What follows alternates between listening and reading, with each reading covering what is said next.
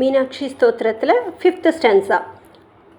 கந்தர்வாமர யக்ஷ பன்னகனுதே கங்காதராலிங்கிதே காயத்ரி கருடாசனே கமலஜே சுஷ்யாமலே சுஸ்திதே காதீதே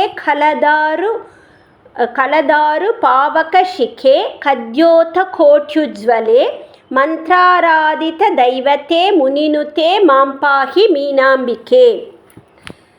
கந்தர்வ அமர யக்ஷ பன்னக நுதே ஸ்துதி செய்யப்பட்டவள். இப்போ யாரெல்லாம் அம்பாளை ஸ்துதி பண்ணுறாங்க அப்படின்னா, மேலுலகத்தில் இருக்கக்கூடிய கந்தர்வ அமர யக்ஷ பன்னக நுதே. பன்னக அப்படின்னா நாகங்களை குறிக்கக்கூடியது. இப்போ நாகலோகத்தில் வாழக்கூடியவர்களும் அம்பாளை ஸ்துதி செய்கிறார்கள். கந்தர்வர்கள், அமரர்கள், யக்ஷர்கள் முதலானவர்களும் ஸ்துதி செய்கிறார்கள். இப்போ இவர்களால் துதிக்கப்படுபவளே, ஸ்துதி செய்யப்படுபவளே. கங்காதர ஆலிங்கிதே. கங்காதரக அப்படிங்கிறது சிவபெருமான். கங்காவை தன்னுடைய ஜடாமுடியில் தரித்து கொண்டிருப்பவர் கங்காதரக. கங்காதர ஆலிங்கிதே. கங்காதரனால் தழுவப்பட்டவளே, சிவபெருமானால் தழுவப்பட்டவளே. காயத்ரி. அம்பாளுக்கு காயத்ரி. பஞ்சதசாட்சரி மந்திரத்துக்கும் காயத்ரி அப்படின்னு ஒரு பேர் உண்டு. நமக்கு ஜென்ரலாக காயத்ரி அப்படிங்கிறது காயத்ரி மந்திர ஸ்வரூபமாக இருக்கக்கூடியவளே.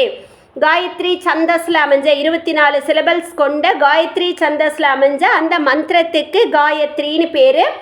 அந்த காயத்ரி ஸ்வரூபமாக இருக்கக்கூடியவளே. காயத்ரி அப்படின்னாவே காயந்தம் திராயத்தே இதி காயத்ரின்னு சொல்லுவோம்.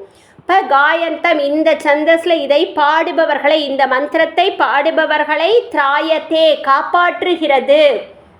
இப்போ இந்த மந்திரத்தை சொல்பவர்களை காப்பாற்றுவது இந்த மந்திரம். அதனாலேயே அதுக்கு காயத்ரி அப்படிங்கிற பேர். இப்போ அந்த காயத்ரி மந்திர ஸ்வரூபமாக இருக்கக்கூடியவள் அம்பாளுக்கு லலிதா சகஸ்ரநாமத்தில் சந்தஸ் சாராங்கிற ஒரு பேர் கூட உண்டு. சந்தஸ் அப்படின்னு சொல்லும்பொழுது சந்தஸ்கள்லேயே முக்கியமான சந்தஸ் காயத்ரி சந்தஸ்.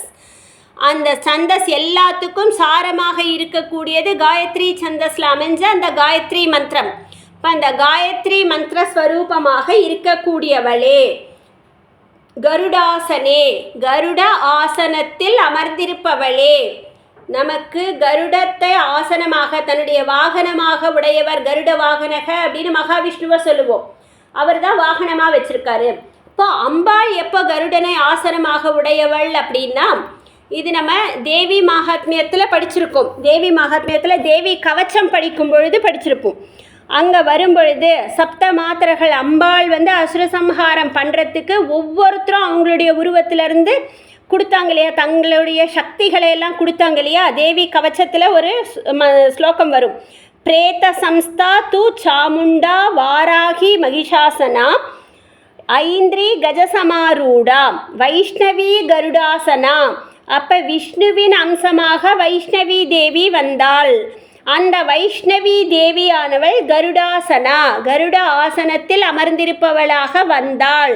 இப்போ எல்லாரும் இந்த ஒவ்வொரு சப்த மாதரர்கள் எல்லாமே ஒவ்வொன்றா வெளியில் வந்து ஒவ்வொரு தேவர்கள் உருவத்திலிருந்து வந்து எல்லாரும் ஒன்றாக சேர்ந்த உருவம் பராசக்தி ஸ்வரூபமாக பார்த்து அந்த சக்தியானவள் அசுர சம்ஹாரம் பண்ணா. மகிஷாசுர சம்ஹாரம் எல்லாம் நடந்ததுன்னு நம்ம பார்த்தோம். அதில் வரும் இது வைஷ்ணவி கருடாசனா அப்படிங்கிறது. இப்போ அந்த மந்திரமே. அடுத்த நாம கமலஜே. கமலஜே அப்படின்னா கமலத்தில் தோன்றியவள். கமலத்தில் தோன்றியவள் அப்படின்னா நமக்கு கமலஜக அப்படிங்கிறது பிரம்மாவுக்கு ஒரு பேர் உண்டு. தாமரையில் தோன்றியவன், பெருமாளுடைய நாபி கமலத்திலிருந்து தோன்றியவர். அதனால் அவருக்கு தாமரையில் தோன்றியவர் கமலஜக அப்படிங்கிற பேர் உண்டு. மலர்மிசை ஏகினான் அப்படிங்கிறது வரும் இல்லையா, மலர் மேலே உட்கார்ந்து இருக்கக்கூடியவர் அப்படின்னு திருக்குறள்லையும் வரும். மலர்மிசை ஏகினான் மானடி சேர்ந்தார் நிலமிசை நீடு வாழ்வார் அப்படிங்கிறது. இப்போ மலர்மிசை ஏகினான் அப்படிங்கிறது அங்கே பிரம்மாவை குறிக்கக்கூடியது. படைக்கும் தொழிலை செய்யக்கூடிய பிரம்மாவை அங்கே சொல்லியிருப்பார். இப்போ இங்கே கமலஜே அப்படின்னு அம்பாளுக்கு சொல்லியிருக்கு அப்படின்னா 2 அர்த்தங்கள் எடுத்துக்கலாம். கமலஜா அப்படிங்கிறது பிரம்மாவினுடைய மனைவி அப்படின்னு எடுத்துக்கலாம்.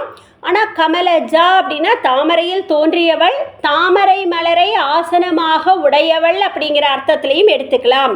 இப்போ தாமரை மலரை ஆசனமாக உடையவள் அப்படின்னா மகாலட்சுமி. இப்போ மகாலட்சுமியாகவும் அம்பாளே இருக்கக்கூடியவள். இதுவும் நம்ம தேவி கவச்சத்திலேயே அடுத்த லைனில் வரும்.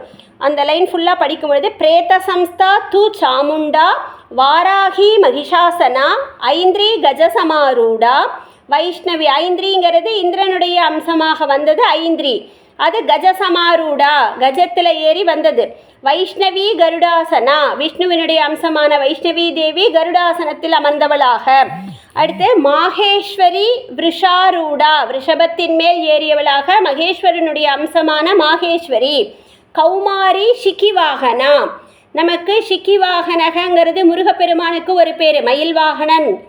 இப்போ முருகப்பெருமானுடைய சக்தி கௌமாரி, குமாரனிடமிருந்து வந்த அம்சம் கௌமாரி. கௌமாரி சிக்கிவாகனாம். லக்ஷ்மி பத்மாசனாம். லக்ஷ்மி தேவி பத்மாசனத்தில் அமர்ந்திருப்பவளாக.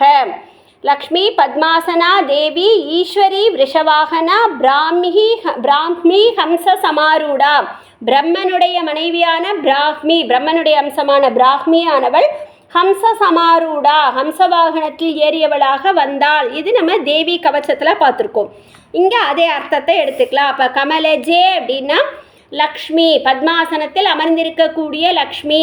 அதுவும் அவளும் யார் அப்படின்னா அம்பாள் கிட்ட வந்த ஒரு அம்சமாக தான். இப்போ லக்ஷ்மியினுடைய அம்சமும் அம்பாள் இடத்தில் தான் சேர்ந்திருக்கு. சுஷ்யாமலே. ஷியாமலக அப்படின்னாவே, ஷியாம அப்படின்னாவே கருமையை குறிக்கக்கூடியது. சுஷ்யாமலே கருமை நிறத்தை உடையவளே. ஷியாமலன் அப்படிங்கிறது கிருஷ்ணனுக்கும் ஒரு பேர் உண்டு, பெருமாளுக்கு ஒரு பேர் உண்டு. பெருமாளின் தங்கையான இவளும் சுஷ்யாமலே நல்ல கருமை நிறத்தை உடையவளே. சுஸ்திதே நன்றாக நிலைத்திருக்க கூடியவளே. காதீதே க அதீதே. க அப்படிங்கிற வார்த்தைக்கு கங்கிறதுக்கு ஆகாசம்னு ஒரு அர்த்தம் உண்டு.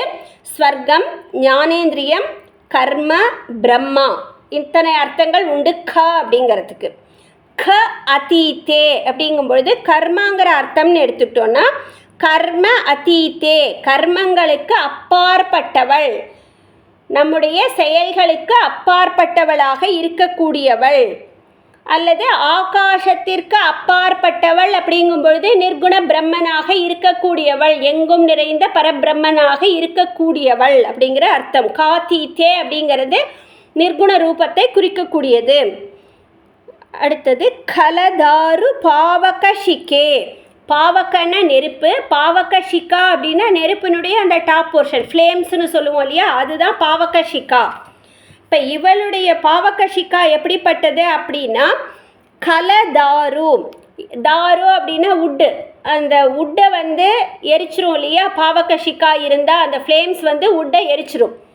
அதே மாதிரி நம்மக்கிட்ட இருக்கக்கூடிய கலை அப்படின்னா கெட்ட எண்ணங்கள், அதை ஒரு கட்டையை ஒரு நெருப்பு எரிப்பதை போல நம்மிடம் இருக்கக்கூடிய கெட்ட எண்ணங்களை எரிக்கக்கூடியவளே.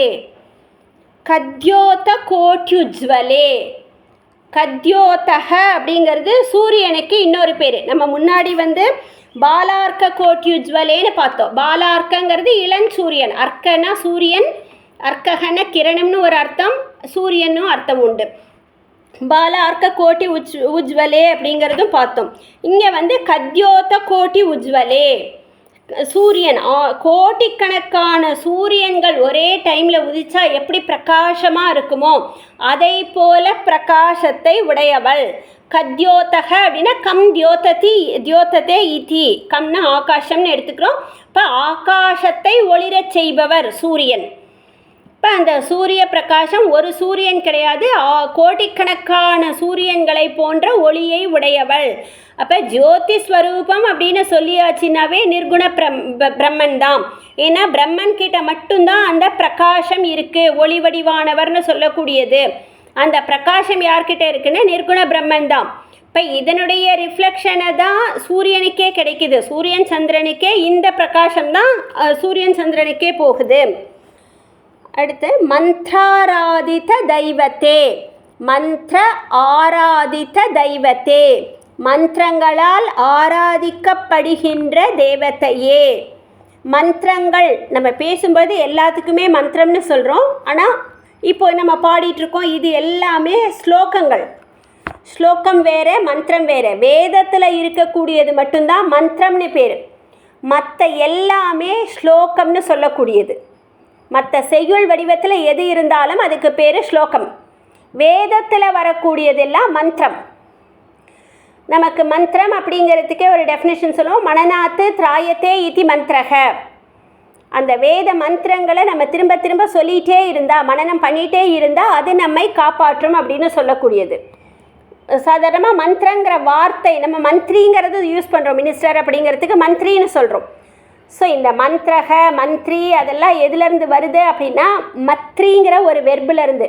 அந்த மத்ரிங்கிற வெர்பே குப்த பாஷனே, அதாவது மறைமுகமாக நமக்கு பேசக்கூடியதை குறிக்கக்கூடியது. இப்போ இந்த வேதத்துக்கே நமக்கு தமிழில் ஒரு பேர் மறைபொருள் அப்படின்னு. அதனால தான் மந்திரக அப்படிங்கிறது வேதத்தை குறிக்கக்கூடியது. அதனுடைய இன்னர் மீனிங் மறைந்திருக்கக்கூடிய பொருள். அது மறைபொருள் அப்படின்னா அதை மறைச்சி வைக்கணும் அப்படிங்கிறது இல்லை, அதனுடைய பொருள், அதில் மறைந்திருக்கக்கூடிய ஆழமான பொருளை ஞானிகளால் தான் உணர முடியும், எல்லாராலையும் உணர முடியாது.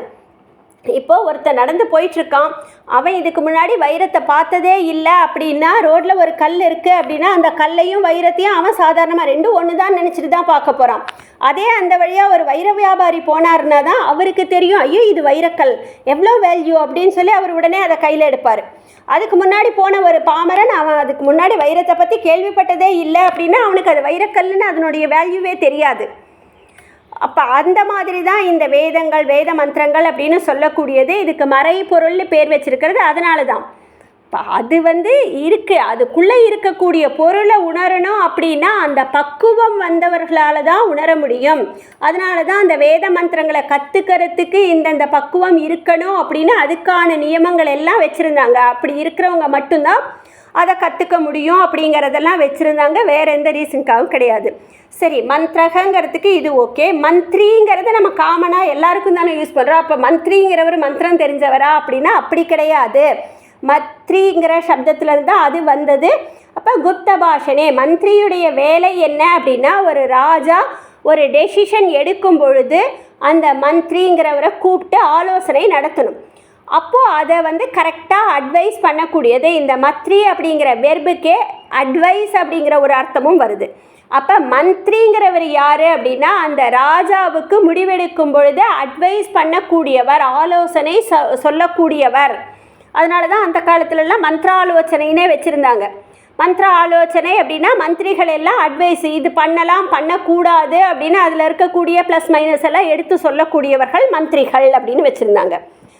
இங்கே மந்திர ஆராதித்த தெய்வத்தே அப்படின்னா வேத மந்திரங்களால் ஆராதிக்கப்படுகின்ற தேவதையாக இருக்கக்கூடியவள். முனிநுதே, முனிவர்களால் ஸ்துதி செய்யப்படுகிறவள். மீனாம்பிகே, மீனாட்சியே, மாம்பாகி, என்னை காப்பாற்று. 6th stanza. நாதே நாரத தும்புராத்ய வினுதே நாதாந்த நாதாத்மிகே நித்யே நீலலதாத்மிகே நிருபமே நீவார ஷூகோபமே காந்தே காமகலே கதம்ப நிலையே காமேஸ்வராங்கஸ்திதே மத்வித்யே மதபீஷ்ட கல்பலதிகே மாம்பாகி மீனாம்பிகே. நாதே, நாதஸ்வரூபமாக இருக்கக்கூடியவள். நாதம், நாதம்ங்கிறது சப்தம். இப்போ பஞ்ச தன்மாத்திரைகளில் முதல்ல வந்தது அந்த சப்தம் தான். சப்த ஸ்பர்ஷ ரூப ரச கந்த. அதில் முதல்ல ஆகாசம், ஆகாசத்திலிருந்து சப்தம் அப்படின்னு வரக்கூடியது. இப்போது அந்த சப்தத்திலிருந்து தான் எல்லா கிரியேஷனுமே, இந்த ஜெகத் அப்படிங்கிறதே வந்தது. அந்த நாதஸ்வரூபமாக இருக்கக்கூடியவள். நாரத தும்புராதி அபினுதே. நாரதர், தும்புர அப்படின்னா கந்தர்வர்களில் லீடராக இருக்கக்கூடியவர் தும்புரக அப்படிங்கிற பேர். மியூசிக்கில் எக்ஸ்பர்ட், பெரிய மியூசிஷியனாக இருக்கக்கூடியவர் அவர் தும்புரர். கந்தர்வர்கள் அப்படின்னாவே இசைக்கலையில் வல்லுநர்களாக இருக்கக்கூடியவர்கள், கந்தர்வ லோகத்துக்கு போவாங்க அப்படின்னு சொல்லக்கூடியவர்கள். இப்போ நாரதர், தும்புரர் முதலானவர்களால் அவினுதே. நுத்தே அப்படின்னா துதிக்கப்படுதல், ஸ்துதி செய்தல் அப்படிங்கிற அர்த்தம். அவினுத்தே அப்படின்னா இடைவிடாமல் ஸ்துதி செய்யப்படுபவள். நாரதர், கந்தர்வர், தும்புரர் முதலான கந்தர்வர்களால் இடைவிடாமல் ஸ்துதி செய்யப்படுபவளே. நாதாந்த நாதாத்மிகே. நமக்கு இதுலேயும் லலிதா சகஸ்ரநாமத்துலேயும் நாத ரூபான்னு வரும். முதல்லையே நம்ம நாதேங்கிற நாமத்தை பார்த்துட்டோம். இங்கே நாதாந்த நாதாத்மிகே. இப்போ சப்த வடிவத்தில் தான் இருக்கா அப்படின்னா அந்த சப்தத்தை கடந்து நாத அந்தம், நாதத்திற்கு முடிவான அந்த நாத ஆத்மிகா, நாதத்தையும் உள்ளடக்கியவளாக. அந்த ஆகாசம் அப்படின்னு சொல்கிறோம் இல்லையா, ஆகாசம் வாயு அப்படின்னு சொல்லக்கூடியது, அந்த ஆகாசமும் எங்கேருந்து வந்தது? அந்த பிரம்மன் அப்படின்னு சொல்லக்கூடிய பரம்பொருளில் இருந்து தான் ஆகாசமே வந்தது. பிரம்மன் ப்ளஸ் மாயா சேர்ந்து தான் இந்த முதல்ல பஞ்சபூதங்கள். அந்த பஞ்சபூதங்கள் அதுக்கப்புறம் அந்த பஞ்சபூதங்கள் ஒன்றோட ஒன்று சேர்ந்து அதனுடைய குணங்களான சப்த ஸ்பர்ஷ ரூப ரசகந்தம் வருது. அப்போது அந்த நாதத்தினுடைய எல்லையான அந்த நாதம் எங்கேருந்து வருது அப்படின்னா அந்த நாதத்தினுடைய ஆத்மிக்கன்னு உள்ளடக்கியவள், நாதத்தையும் தனக்குள் அடக்கியவளாக இருப்பவள் அப்படின்னா பரபிரம்ம ஸ்வரூபமாக இருக்கக்கூடியவள். தாய்மானவர் கூட பிரம்மன் பரபிரம்மத்தை பற்றி சொல்லும் பொழுது, நாதமே நாதாந்த வெளியே சுத்த ஞாதுருவே ஞானமே ஞேயமே நல் வேதமே வேத முடிவான மோன வித்தே இங்கு என்னை இனி விட்டிடாதே அப்படின்னு தாய்மானவரும் பாடியிருப்பார். நாதமே நாதாந்த வெளியே, நாதங்களை எல்லாம் உள்ளடக்கி இருக்கக்கூடிய வெளி, வெட்ட வெளி அப்படின்னு சொல்லக்கூடியது அதுதான். வெட்ட வெளி அப்படின்னு சொல்லியாச்சுனாவே எங்கும் நிறைந்திருக்கக்கூடியது. நித்யே, நித்யே அப்படின்னா எப்பொழுதும் இருப்பவளே. இந்த பிரம்மனுக்கு மட்டும்தான், இந்த ஜகத்னு வந்ததுக்கப்புறம் உருவான பொருட்கள் தோற்றம்னு ஒன்று இருந்தால் மறைவுங்கிறது உண்டு. அப்போ தோன்றிய உயிர்கள் எல்லாமே அழியக்கூடியது. இப்போ தோன்றாதது அப்படின்னு இருக்கக்கூடியது என்னென்னா, பிரளய காலம் வந்தால் கூட அழியாமல் இருக்கக்கூடியது அந்த பரபிரம்மம். அதுக்கு மட்டும்தான் அழிவே கிடையாது, நித்திய வஸ்துவாக இருக்கக்கூடியது. நீலலதாத்மிகே, நீலலதாவை போல கொடி போல இருக்கக்கூடியவள். நீலம் அப்படிங்கிறது நம்ம ஜெனரலாக ப்ளூக்கும் சொல்லுவோம், கருப்புக்கும் சொல்லுவோம். இப்போ நீலலதா ஆத்மிகே, கருப்பான கொடியை போன்ற உருவத்தை உடையவளே. நீவார ஷூகோபமே, நீவார ஷூகா, நீவார அப்படிங்கிறது ஒரு குட்டியாக இருக்கக்கூடிய ஒரு கிரெயின். நீவார ஷூகா, ஷூகா அப்படின்னா அதனுடைய பாயிண்ட்டு, டிப்பு. இப்போ அந்த கிரெயினே வந்து காட்டுப்பகுதியில் விளையக்கூடிய ஒரு அரிசி மாதிரி இருக்கக்கூடிய ஒரு சின்ன கிரெயின்.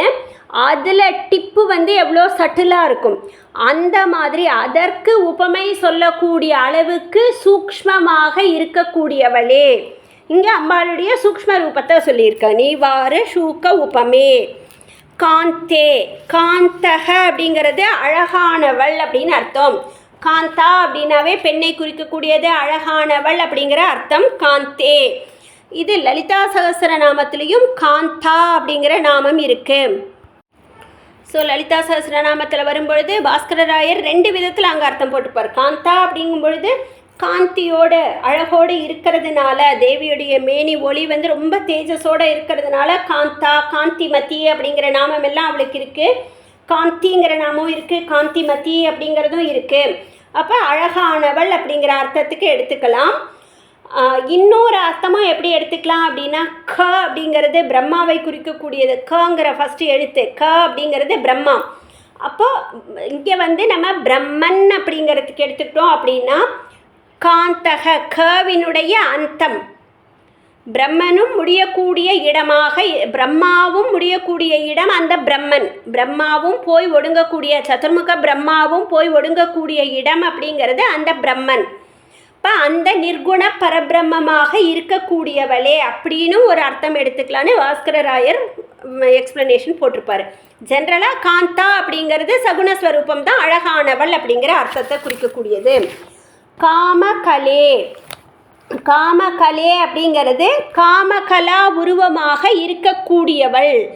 காமகலா ரூபா அப்படிங்கிறது லலிதா சகஸ்ரநாமத்தில் நாமம் இருக்குது. அந்த காமகலா ரூபா அப்படின்னு வரும்பொழுது காமகலா ரூபமாக இருப்பவள் அப்படிங்கிற அர்த்தம் லலிதா சகஸ்ரநாமத்தில். சரி, காமகலா அப்படின்னா என்ன அப்படிங்கிறது இதுவும் அம்பாள் உபாசனையில் வரக்கூடிய ஒரு மெத்தடு. அதாவது 3 பிந்துக்கள், நமக்கு தமிழ் ஆயுத எழுத்து எழுதுவோம் இல்லையா, அந்த ஆயுத எழுத்து மாதிரி 3 பிந்துக்கள், அந்த பிந்துக்களில் உபாசனா பண்ணக்கூடியது. அந்த பிந்துக்களில் ஸ்ரீ சக்கரத்தோட மத்தியில் இருக்கக்கூடிய பிந்துவை அங்கே காமகலா ரூபிணியாக அம்பாளுடைய முகத்தை தியானம் பண்ணி, இதெல்லாம் ஸ்ரீவித்யா உபாசனையில் வரக்கூடிய மெத்தட்ஸு. அங்கே அம்பாளை தியானம் பண்ணும் பொழுது, அந்த பீஜாட்சர மந்திரங்களை உபாசனா பண்ணும் பொழுது நமக்கு அம்பாளுடைய அனுகிரகம் பரிபூர்ணமாக கிடைக்கும். அது காமகலா தியானம்னே சொல்லக்கூடியது. அப்போது நமக்கு காமகலை, அதாவது என்ன நினைக்கிறோமோ மற்றவர்களை வசியம் பண்ணக்கூடிய சக்தி அதெல்லாம் கூட ஆகும். அதாவது எளிமையாக எல்லாத்தையுமே 3 உலகத்தையே கூட நம் வசப்படுத்த முடியும். அப்படிங்கிறதுக்காக சௌந்தர்யலஹரியில் அந்த ஸ்லோகம் வரும், முகம் பிந்தும் கிருத்வா அப்படிங்கிறது அந்த காமகலா தியானத்துக்காக வரக்கூடிய ஸ்லோகமாக இருக்கும். முகம் பிந்தும் கிருத்வா குச்சயுகம் அதக தஸ்ய ததோ ஹரார்த்தம் தியாயேத்து.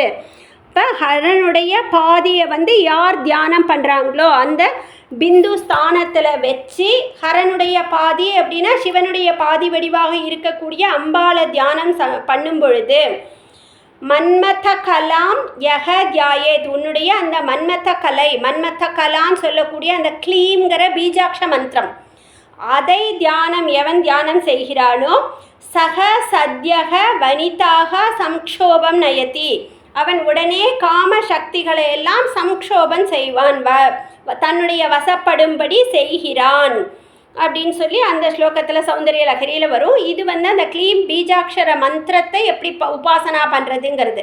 இந்த மந்திர உபாசனாலாம் குருமுகமாக தெரிஞ்சிக்க வேண்டிய உபாசனை, அது ஸ்ரீவித்யா உபாசகர் மூலமாக தெரிஞ்சிக்க வேண்டியது.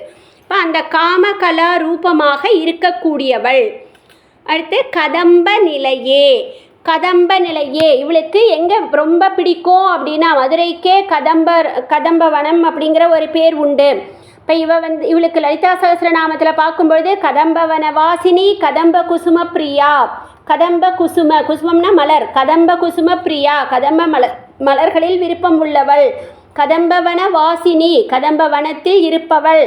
சிந்தாமணி கிரகம்னு பார்த்தோம், அதில் 25 பிராகாரங்கள், அந்த 25 பிராகாரங்களுக்குள்ள கற்பக விருட்ச தோப்பு கதம்பவனம் இருக்குது. அந்த கதம்பவனத்துக்குள்ளே தான் சிந்தாமணி கிரகம் இருக்குது. அந்த சிந்தாமணி கிரகத்தில் வசிப்பவள்.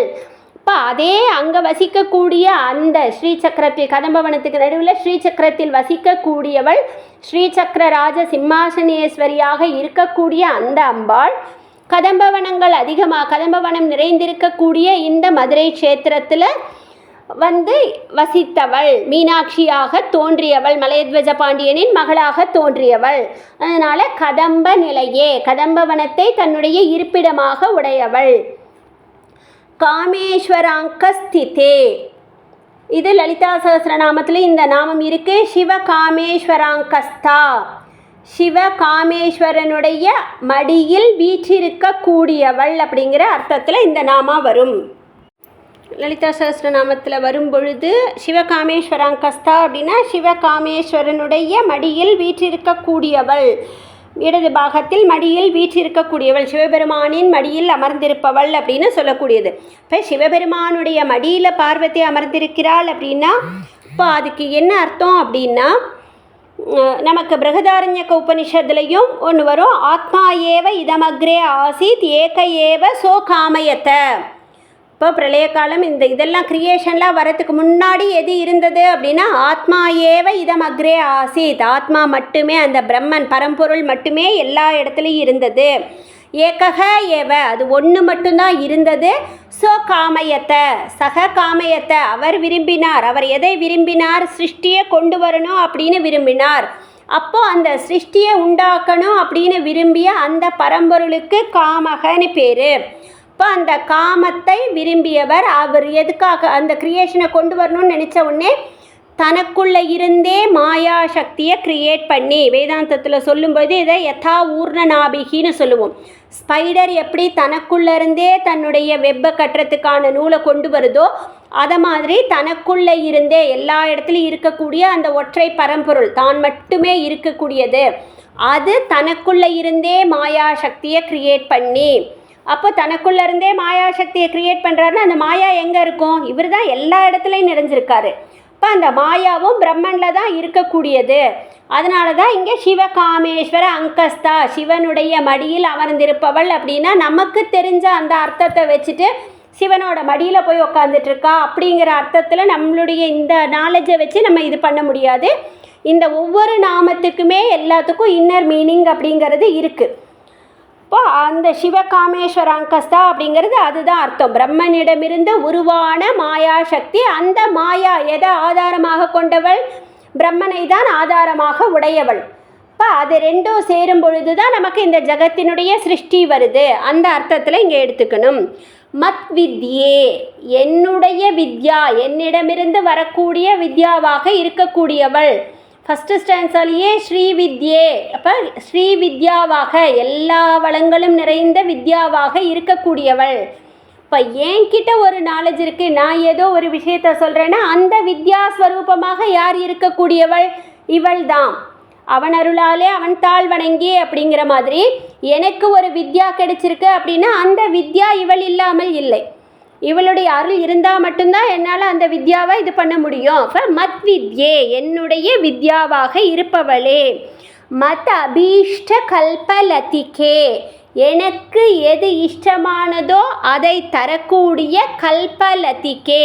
கல்பலதிகா அப்படின்னா கற்பக கொடி. கற்பக விருட்சம் என்ன பண்ணும்? நம்ம என்ன கேட்குறோமோ அதை கொடுக்கும். இப்போ அதுபோல் நான் விரும்பியவற்றை கொடுக்கக்கூடிய கற்பக விருட்சமாக, கற்பக கொடியாக இருப்பவளே. மீனாம்பிகே மாம் பாகி, என்னை காப்பாற்று. இது 6வது ஸ்டான்ஸாவுடைய மீனிங்.